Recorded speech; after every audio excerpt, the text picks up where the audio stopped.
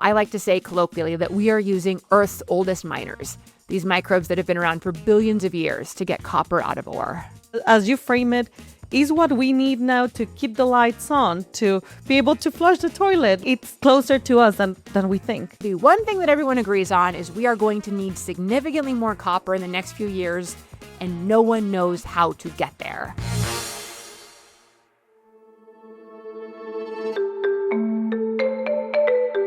Hi everyone, I'm Silvia Leiva-Martinez, Research Director with Mackenzie, and this is Interchange Recharged. Every episode, we bring in the people closest to the biggest shifts happening in energy right now. The researchers, the builders, the decision makers, and we dig in. Today's guest actually used to sit on my side of the mic. Liz Dennett spent years with Mackenzie in data architecture and data engineering before leaving to found Endolith, a biological intelligence company using engineered microbes to recover copper from ore and waste rock. And in one of my favorite guest stories yet, the whole company traces back to a WoodMac podcast episode about copper that Liz happened to hear years ago. We're getting into why copper has suddenly become the bottleneck everyone's talking about, why biomining, despite of decades of false starts, might finally be having its moment, and what it actually takes to convince miners and financiers to bet on a new way of getting metal out of the ground. Please welcome Liz Dennett, founder and CEO of Endolith. Let's dive right into it. Liz, welcome to Interchange Recharged. I'm so excited to have you on the show. I am so excited to be here. This feels almost like Groundhog Day, where instead of being someone interviewing, I am the guest, and I love it. It's so much less pressure. It's kind of weird. Like, I've been in a couple of podcasts, like on the other side, and I don't know, I still don't get used to it. It's a different vibe. I love facilitating deep conversations, and so I tend to do that as a guest, where I'm like, actually, I want to double click on this. Tell me about you. But I think hopefully it just makes it more fun for anyone who's listening. Lovely. So before diving in on what you do at Endolith, I wanted to start with something that we discussed during our prep call. And it's like, this company's origins traces back to a WoodMac podcast episode, which blew my mind. So please just tell me more about that. Yeah, so like insert dramatic montage music here. So way back in the day, which was probably 4 years ago, I had the privilege of hosting the Horizons podcast with WoodMac. I was, just for context, I was a VP of data architecture and data engineering. I was spending a lot of time in Scotland building a team that was doing incredible things. If you're listening, you know that WoodMac has the best data out there. There's so much of it. It's in so many different shapes. I joined WoodMac after a stint leading data architecture at AWS, and it was such a cool role. Especially the research teams are just brilliant. So I had the privilege of hosting this podcast, the Horizons podcast, and every month we would take a topic and interview world leaders on the topic. We had one on plastics that to this day still lives rent-free in my head, and we had one on copper. You can Google it. I'm sure you can put it in the show notes, but it was really focused on the copper gap. And I remember making some ignorant comments at the time about like, well, our copper's going to pennies and how can copper be this much of a problem? But it planted the seeds. And then later that week, I was at a pub in Edinburgh talking about like, the things that are going to cause a zombie apocalypse. And I was really doubling down that it was going to be water. But thanks to some very smart people at WoodMac, I came to learn that it's actually copper. Copper is the critical mineral or critical piece of the landscape that should be keeping everyone awake at night. And it's kind of one of those one-way door decisions where once you learn about that, everything else shifts and you start seeing copper everywhere. Like this microphone has copper. These lights are copper. My electric car has so much copper. It is the foundational thing for everything. So Liz, did you know in that precise moment that this would become Endolith, that it would become a company? Or did it take longer, to simmer around and then actually become what Endolith is today? It definitely took a long time. I mean, this is probably 4 or 5 years ago, and we've only been a company for 2.5 years. But to be fair, my goal was always to be a CTO. I wanted to be the best supporting actor for the coolest technology out there.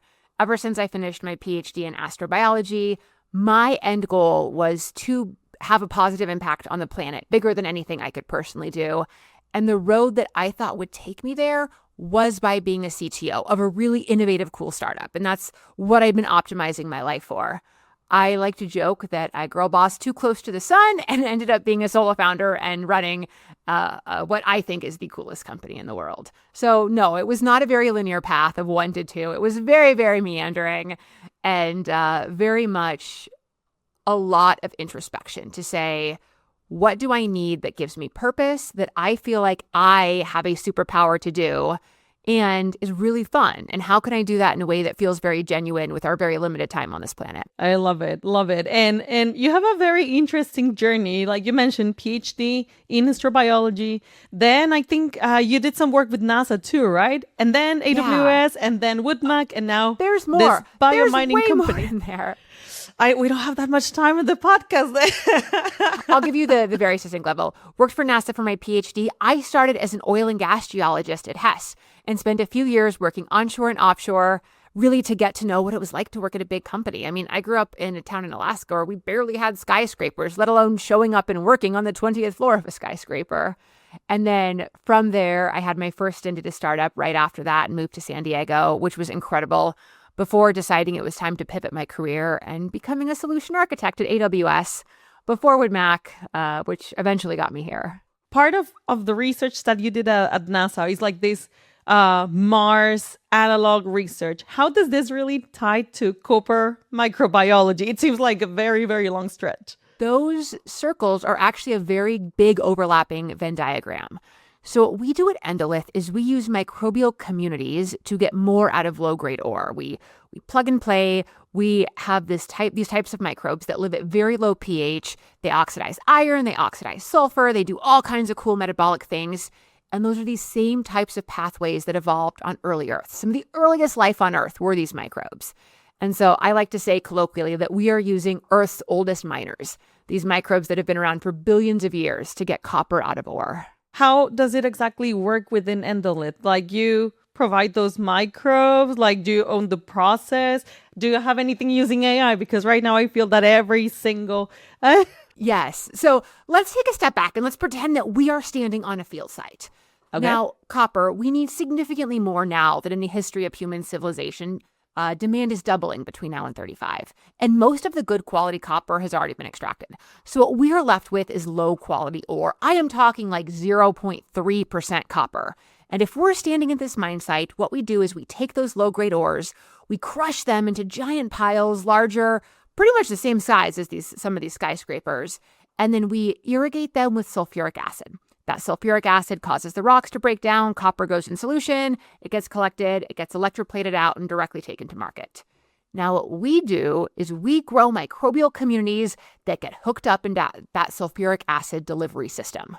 These microbes get to go on a really cool one-way journey to liberate more copper. They do it with some unique molecular processes, and then we track everything. It is first principles of how we store the data, how we bring it in, how we bring in real time, near real time, and bulk data. We're able to transform it and turn it into something actionable. That to me is the really cool, exciting part, even though AI gets all the press lately. Throughout this process, where exactly does Endolith sit in the value chain? Like, is it on the upstream side, close to the ore body, or downstream in processing, or something weird in between? Yeah, so the unique thing about low-grade deposits that are processed using hydrometallurgy is all of it's done on site. So they crush the rocks, they pile them, they extract the copper, and then the copper gets undergoes SXEW and gets electroplated out on site and then directly taken to market. So it's not like a smelting process where you have to send it away, bring it back. And for us, we exist on site. Our first field site is in Arizona. We have these biorigs where we can grow up different communities of microbes and put them directly into the field. So we are wherever our customers are and wherever the mine sites are. And does it look like, is it a completely new, rig or processing plant that is plugged into the mining side, or more of an add-on? Like, how does it work? Yeah, it's actually a little bit anticlimactic when you see it. We drive our field deployment there. Like, it can be pulled by a 1-ton truck. It's not even like a big shipping container. It's actually very modular, and we plug and play with the existing infrastructure and the existing machinery. So very little, if no downtime, no changes. We are designed to fit within the operating system of the mine and then just lay on top of it and gather data and be able to have some pretty unique insights. And honestly, the secret for that, I hate to say it here, is not that conversation that I had in Edinburgh back in the day. The secret to that is that most of our team have spent 20 plus years in the mining industry, being mining engineers, working in M&A. So our team has the real world experience to help guide what are otherwise really cool CEO astrobiology ideas. Who are you partnering with? Like, does Endolith operate the process by itself? Are you working with someone else in order to be able to extract that copper from the ores? Our whole ethos is we want to make it as easy and simple and streamlined as possible. It needs to be plug and play. So we are working with 5 of the largest copper mining customers out there. Publicly, we've done work with Rio Tinto, with BHP, and a number of other ones. They run and own and operate the mine. We drive in our microbes and get more copper out. It's really win-win because it allows us to plug in throughout the value chain where we can have the biggest impact. You approach a prospective customer, right? And then what do they want to see as proof that this could work and that they can trust their ore sources to be able to get enough copper out from them? Yeah. And it's a great question because mining is unlike pretty much any other heavy industry I've worked in. There is a desperate need for more material recovery. The amount of rocks we have to mine from are fixed. We have one planet right now that we are mining. And so figuring out the right technologies that can go in is a huge challenge. Plus, if you're a mining customer, you have startups pitching you all day, every day, saying they can do everything. And for us, it's about earning trust. The first thing we do with the customer is say, hey, give us your rocks. Let's bring them into lab. Let's see how they perform with our microbial communities. Let's get data.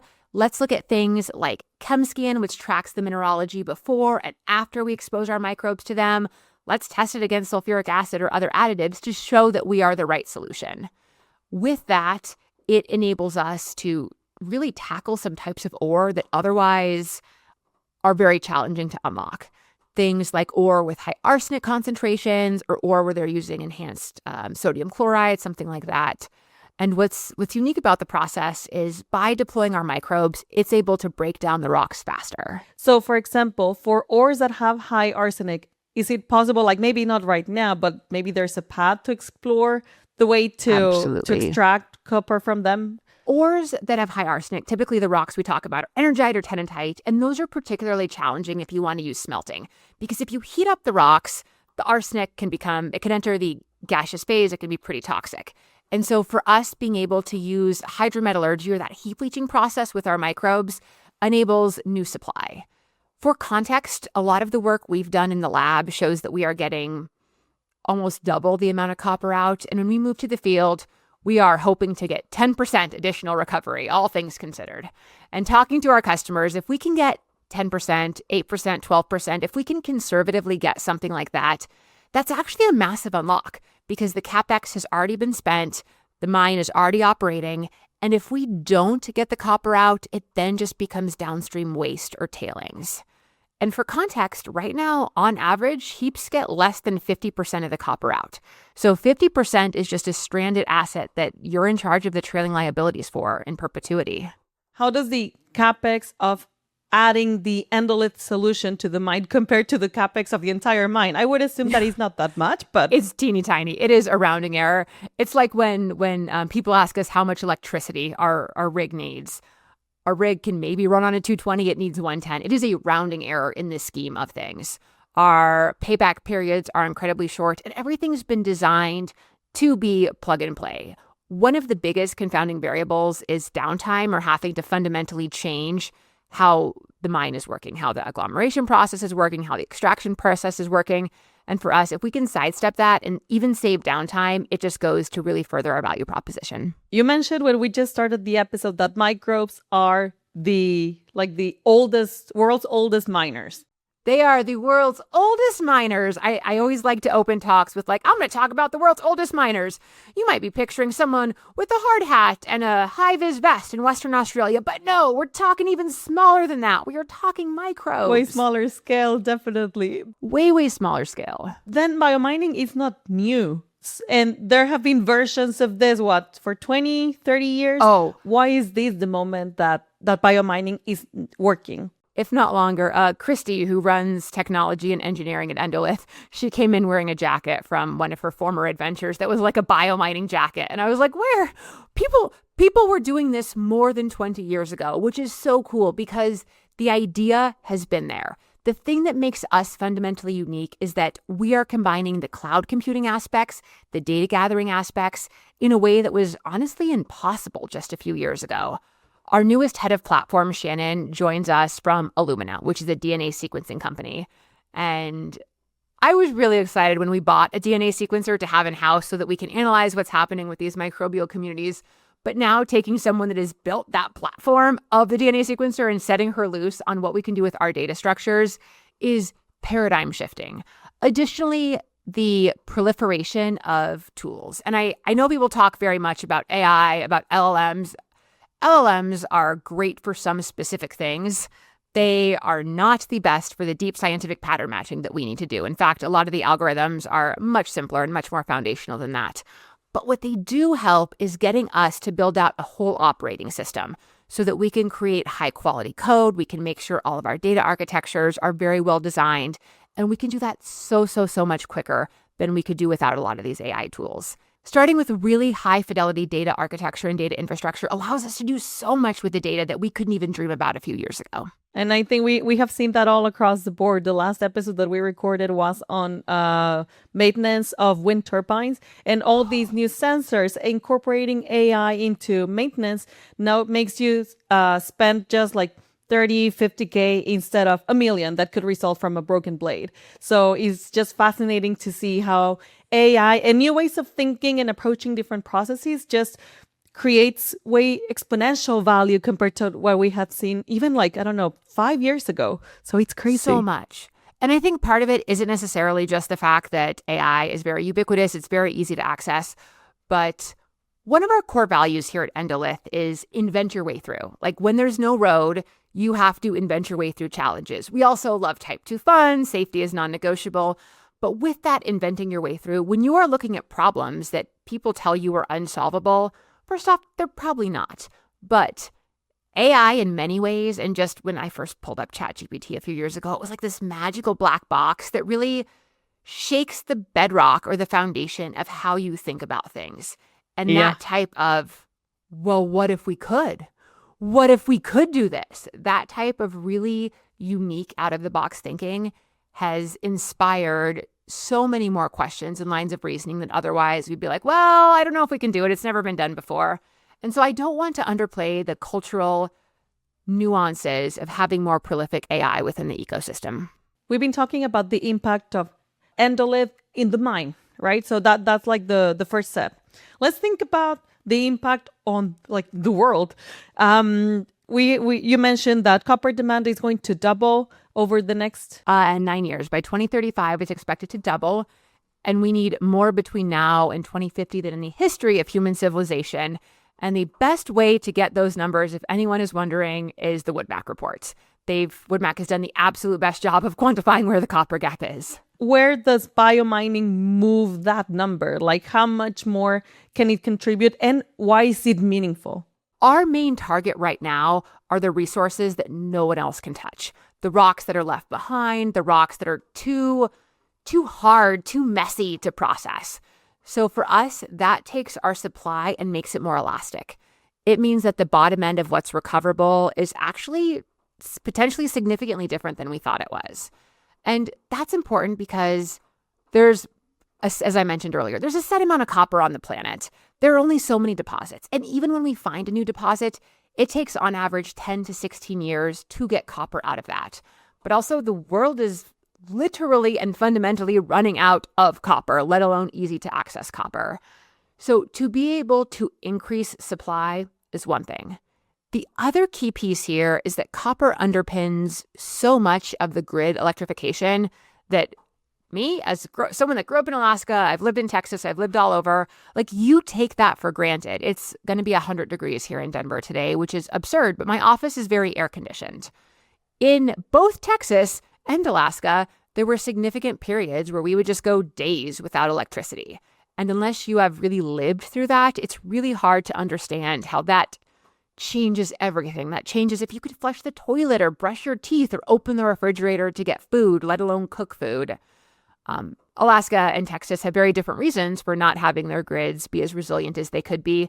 But then when you extend that to developing countries where grid electrification is one of the biggest drivers of socioeconomic outcomes, it becomes really salient that if you can control copper, you can control so many other pieces of the global landscape that make people's lives better. I like how you frame it, and it's the impact that we're seeing. We usually think of copper or metals in general, that, yeah, it's one of the raw materials that we need for like, well, what was called the energy transition, which is still happening. Yeah. But now it's like, as you frame it, is what we need now to keep the lights on, to be able to flush the toilet. Like it's closer to us than we think. And there's a growing chasm because we talked about the supply side. We didn't really talk about the demand side. Demand is growing. Demand is going to continue to growing. But AI data centers, they run a lot of electrons, and those electrons are shuttled through copper wires. Copper is the best non-precious metal for electric transmission. So demand, I don't know about you, but even from my layperson perspective, demand is rising as with things like generative AI. It actually comes full circle to those comments earlier. The more we rely on tools like AI, the more we need copper to create the data centers. And I stubbornly refuse to believe that there has to be a trade-off between grid electrification for the rest of the world and being able to use Fable to make really cool videos. That is something I am not willing to accept, and I will spend my very limited time trying to fix that because I want to live in a world where it's not or, it's and. Well, I think like that would turn into a very much more complex conversation diving into that.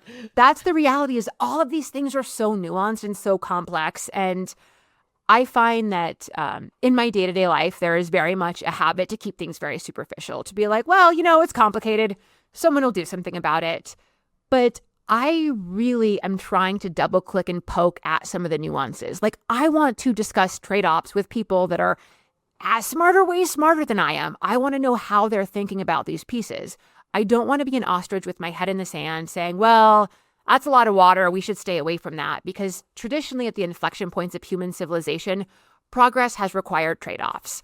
And now we have enough power to help drive those trade-offs and decide what the advantages are, both socioeconomically and from global development. And that being asked as like a purple-haired PhD to have a seat at that table is absolutely a privilege. We were recently named a World Economic Forum Pioneer. We have picked up a slew of different awards where the tables that we are sitting at as a 20-person startup outside of Denver become increasingly big and increasingly important. So I want to challenge anyone that's listening to this to not just take the superficial level, like, yeah, that's complicated, but really double click, triple click, poke at that, because I do not believe we will make progress by not leaning into the very hard topics and trade-offs and conversations. Totally. And I think at this point, we are still figuring out what the trade-offs actually look like for the data center side, from the like renewable side. So I guess like this is part of what we continue to discuss through in the podcast. So really, really excited about it. It's a really great platform for people to get educated and to be able to have these conversations. I do joke a lot that if you're sitting next to me on an airplane and I'm feeling talkative, I am so sorry for you, because you are going to leave having the lack of copper keep you awake at night, having to talk about like critical feedback. And it's going to be a one-way door decision in many ways, but why not have more of those? Like, why not?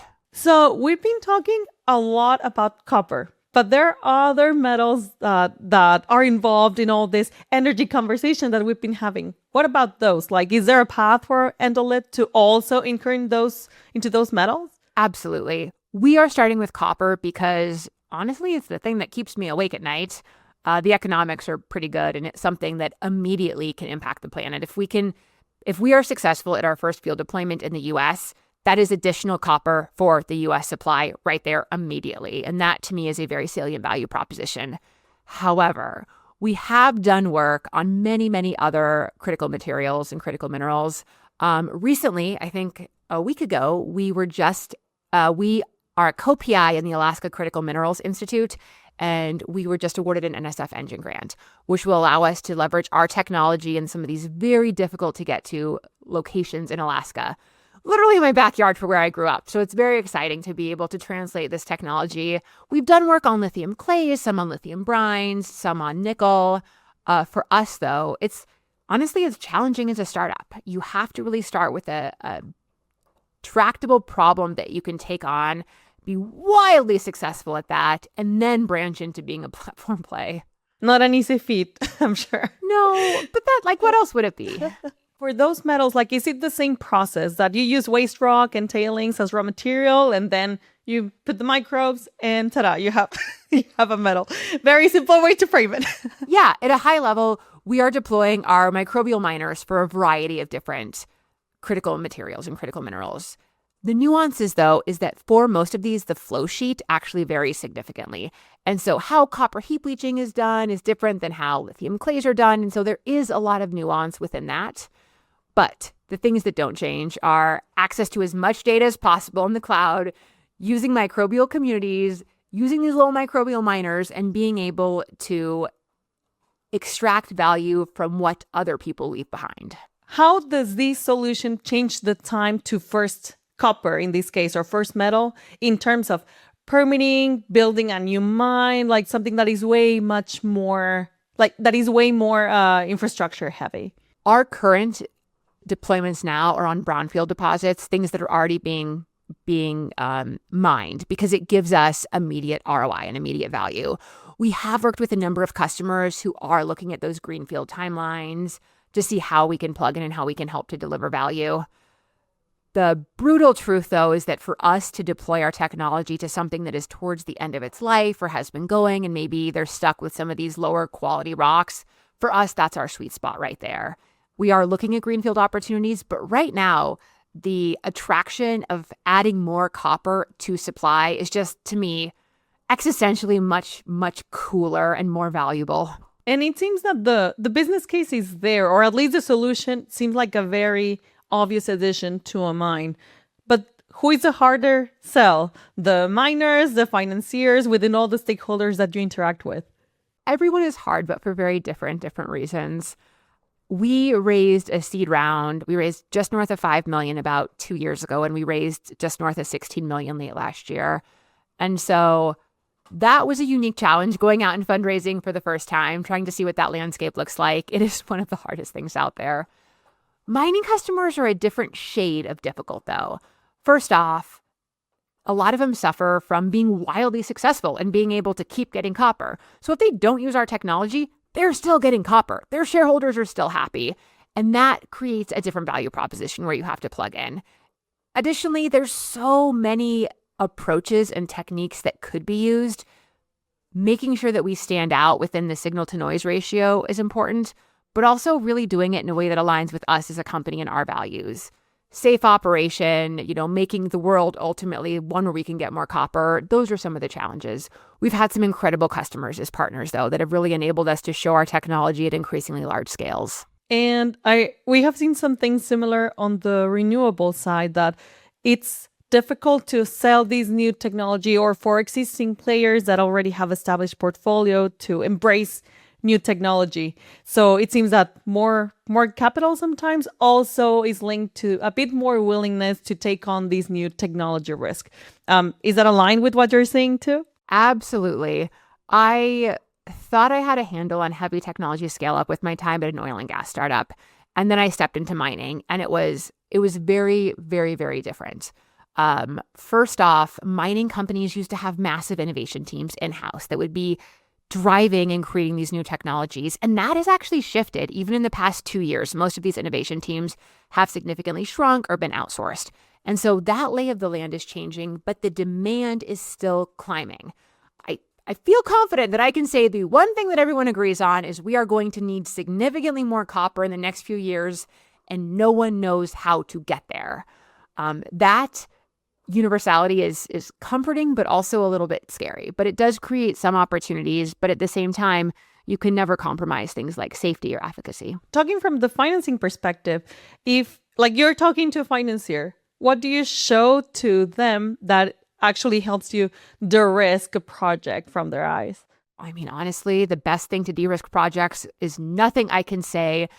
They are showing our results. They're showing an introduction to our customers so they can hear it from their words themselves, that's ultimately where the rubber meets the road. I do always tell people that like you should check but verify what I say as a CEO. You need to be able to really go into the data and talk to our customers.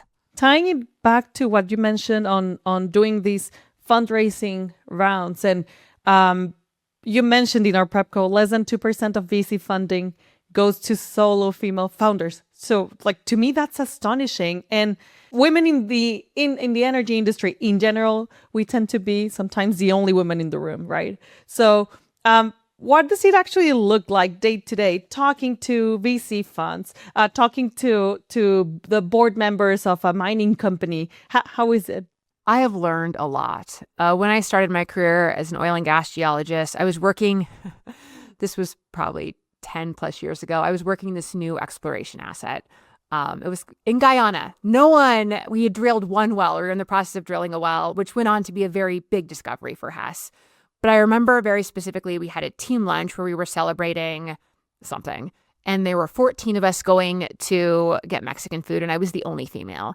And as we were waiting for the elevator, I said to my manager, like, hey, how would it feel if you were the only guy with 13 females? And he said something like, it'd be fine if it was an HR conference. And I was like, oh, okay, cool. And that kind of stuck out with me just because it was a very salient way to call it out. I mean, I've had investors say that they won't invest in someone with purple hair, which is honestly just makes me double down and dye my hair even brighter. But it's not the overt things. I appreciate the overt comments like that. It's more the subtle questioning of, hey, Liz, can you walk us through the financial model? Like, do you really know what you're doing? Or have you thought about what this next phase would look like? I've had people make comments like, do you think you look like you could be the CEO of $1 billion company? And to me, the only reply is like, why the hell not? But it hits at some very nuanced things that I don't want to shy away from. I want to accept, but in a very uncompromising manner. I recently had a mentoring call with a CEO of a seed stage company. She's great, but her investors told her she really needed a male co-founder to help her because she's spent too much time in academia. And like that to me is a little bit, it's helpful feedback. I never shy away from critical feedback. And the more I don't want to hear something, the more valuable it ultimately is. But it just points out our biases and how you can unpack those in a way that stays true to who you are and what you're doing. I completely agree on, like, we all need feedback and that's what makes us better. But if like there's one thing, it's one thing to say like, oh, you need to, I don't know, pause more when you're talking or something that is actionable rather than you need a male co-founder. That's a really hard part too. I've been sitting with that too, because my general rule is you only tell someone something if they can change it. Like if someone has food stuck in their teeth, tell them so they can change it. But if it's something that they cannot change, like your hair is very straight, okay, what am I going to do with that? But I've actually come full circle and found that I value knowing the stuff I cannot change because it helps me paint a more comprehensive picture. I can decide to accept the trade-offs. I can decide whether or not to act on it. And going back to some of the points earlier about shying away from hard conversations, the more you don't want to hear something, the more I find that it actually can give some illumination to what's going on. The challenge to me, though, is then how you build and run a company in a way that is very true to you and your core values. That literally manifests itself in our core Endolith values, like inventing your way through. We love type 2 fun. Safety is non-negotiable. Another one is say the hard thing, then act. It used to be critical feedback was our love language, but we reworked it a little bit. So really modeling the behaviors you want to see more of. Liz, this has been a lovely conversation, very wide conversation. We covered a wide range of topics, but I would like to wrap up with you. Like, you have all this experience. You're founder of a technology company that is way into the weeds and mining and the energy transition and the overlap between those two. What is a concrete, like if you had to give one single piece of advice, personally, I would like to say to another woman, right? Trying to raise capital in this hard tech environment, non-software space, what would it be? the hard things we do and the things we do not know if we will succeed at are typically the things that tell us the most. So lean into that. Know that you might fail, but that's okay. That's part of us being players within a game where we didn't make the rules, we didn't invent the system, but yet we are here trying to do our best. Don't let the fear of failure or the fear of whatever your worst nightmare there is, don't let that stop you, because at the end of the day, I always regret the things I did not do much more than the things I did. This was really fun. I've learned a lot. Liz, thank you so much for joining me today. Thank you so much, Sylvia. Thank you, everyone. This has been a great conversation. And that's our show for today. Thank you so much, Liz, for being so open and sharing this many full circle stories with me, because this is why I love doing this. If this conversation has sparked something for you, subscribe wherever you're listening, leave us a review, and tell us who we should have on next. You can find Wood Mackenzie and myself, Silvia Oliva Martinez, on LinkedIn, and we will be sharing all links and resources from today's conversation with Liz and Endolith in the show notes.